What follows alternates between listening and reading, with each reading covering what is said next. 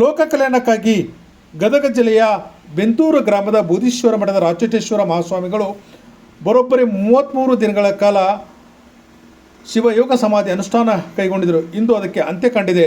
ಪವಾಡ ಸದೃಶದಿಂದ ಶಿವಯೋಗ ಸಮಾಧಿ ಅನುಷ್ಠಾನ ಮುಗಿಸಿ ಹೊರಬಂದ ಶ್ರೀಗಳು ಗೋಡೆ ಒಡೆದು ಗರ್ಭಗುಡಿಯಿಂದ ಶ್ರೀಗಳನ್ನು ಹೊರತೆಗೆಯಲಾಗಿದೆ.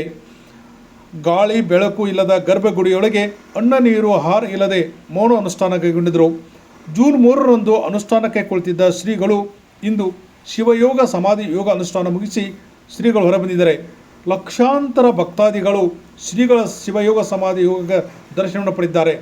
ಲೋಕ ಕಲ್ಯಾಣ, ಮಳೆ ಬೆಳೆ ಚೆನ್ನಾಗಿರಬೇಕು, ಸರ್ವ ಜನಾಂಗ ಶಾಂತಿಯಿಂದ ಇರಬೇಕು ಮತ್ತು ಹೋಮ ಸೌಹಾರ್ದದಿಂದ ಬದುಕಬೇಕು ಅನ್ನೋ ನಿಟ್ಟಿನಲ್ಲಿ ಬೂದೀಶ್ವರ ಮಠದ ರಾಚೇಶ್ವರ ಮಹಾಸ್ವಾಮಿಗಳು ಶಿವಯೋಗ ಸಮಾಧಿಯನ್ನು ಕೈಗೊಂಡಿದ್ದರು. ಈ ಅನುಷ್ಠಾನ ಅತ್ಯಂತ ಯಶಸ್ವಿಯಾಗಿದ್ದು ಇದೊಂದು ಆಧುನಿಕ ಕಲಿಯುಗದ ಪವಾಡವೇ ಅಂತ ಹೇಳ್ಬೋದು. ಸಾಕಷ್ಟು ಭಕ್ತರು ಗೋಡೆಯನ್ನು ಒಡೆದು ಗರ್ಭಗುಡಿಯಿಂದ ಶ್ರೀಗಳನ್ನು ಜೈಕಾರಗಳ ಮೂಲಕ ಹೊರ ಕರೆದುಕೊಂಡು ಬಂದಿದ್ದಾರೆ. ಇದೊಂದು ರೀತಿಯ ದೊಡ್ಡ ಪವಾಡವೇ ಅಂತ ಹೇಳ್ಬೋದು. ಸಾಕಷ್ಟು ಭಕ್ತಾದಿಗಳು ನಾಡಿನ ಮೂಲೆ ಮೂಲೆಯಿಂದ ಬಂದು ಶ್ರೀಗಳ ಆಶೀರ್ವಾದನ ಪಡೆಯುತ್ತಿದ್ದಾರೆ. ಅನ್ನದಾಸೋಹ ನಡೀತಾ ಇದೆ.